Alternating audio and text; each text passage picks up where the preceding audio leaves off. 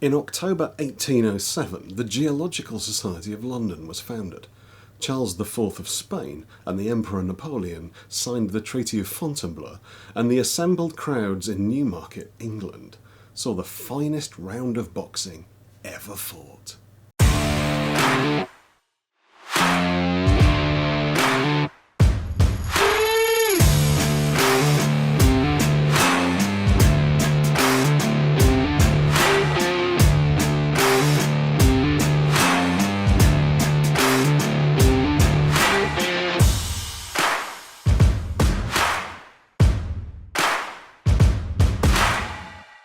For some years, John Golly had had his eyes set on the title. He'd come close 2 years earlier when he fought a titanic battle against Henry the Game Chicken Pearce, which lasted some 59 rounds over an hour and 10 minutes, but had ultimately fallen short. After Pearce had retired back to Bristol, Golly's ambitions started up again. He publicly challenged Pearce to come face him again, or else he would declare himself champion by default. But despite having the backing of many, including Tom Cribb, William Moore and the famous Captain Barclay, other prominent members of the fancy had their eye on another man. Bob Gregson stood 6 feet 2 inches tall and was prodigiously strong.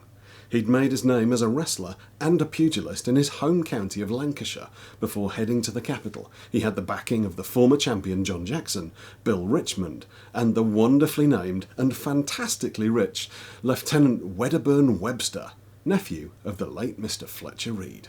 The time and the date were set, and the two of them faced each other in the ring. The bookies' favourite was Golly, but he was too wily to consider Gregson anything other than a serious threat. They started cautiously moving around each other in the ring when Gregson stepped in with a feint, but he misjudged his distance, and Golly caught him with a clean counterpunch to the left temple, and he fell immediately to the ground. Gregson rallied in the second, throwing some powerful blows at Golly, who backed away. Gregson caught his opponent with a solid body shot, but as he stepped in, he overbalanced and tripped. Golly caught him clean as he fell, and Gregson's supporters cried foul play. It was deemed fair, and the fight continued. The third round was the most cautious yet. Gregson threw an enormously powerful blow that Golly caught on his arm, causing an injury that would trouble him for the rest of his life. At this point, everyone acknowledged Golly as the more scientific, but despite being repeatedly caught in the face, Gregson had plenty of fight left in him yet. In the fourth, Gregson threw a punch into Golly's guard, creating an opening for a huge swinging blow to land clean on Golly's eye. He dropped like a stone. His eye rapidly swelled shut, and for a few moments he lay motionless on the ground, his seconds struggling to get him to his feet. But they did their work, and at the start of the fifth, he came up to scratch and faced his opponent with a new respect. The pair faced off, both of them bleeding freely with bruising and swelling across their faces.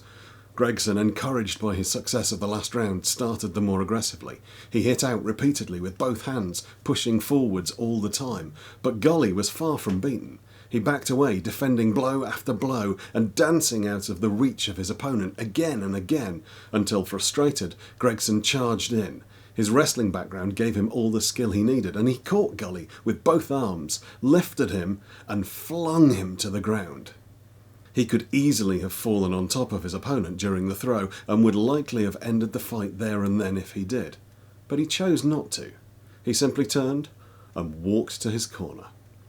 The next day, the reporter in the Morning Chronicle said this: "By the amateurs present, this was thought to be the finest round that was ever fought, and all felt that it was only Golly's superior science that could enable him to stand against so formidable an opponent."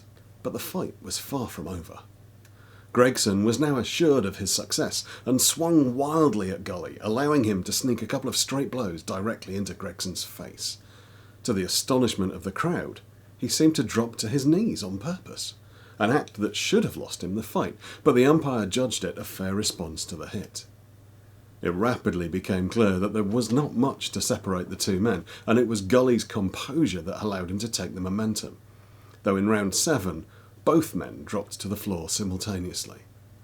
In the next round, Golly resorted to his Lancashire wrestling background, the writer in the St James Chronicle saying that He attempted to give a specimen of the Lancashire mode of boxing, or what is technically called purring, running in with his head between the legs.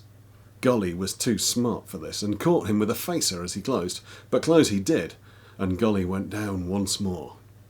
The rest of the fight was unremarkable, with both men relying on their strength of will, known as bottom, to continue.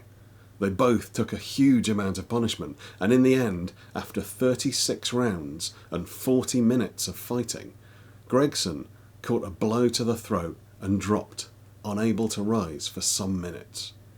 The spectators were unable to say which of the fighters had taken the most punishment, and it was said a battle so obstinately contested, of so sanguine a nature, and where such game was shown, was never recorded.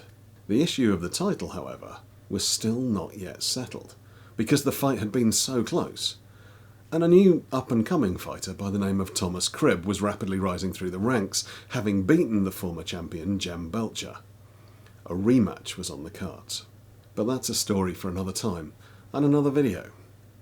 I hope you've enjoyed this all too brief look back into the history of boxing, and that this video has earned your subscription if you're not already subscribed. Please put something in the comments, let me know what you think, and if you feel like sharing this video with someone you know who might enjoy it too, that would be amazing. And to those of you still here at the end of the video, fight team!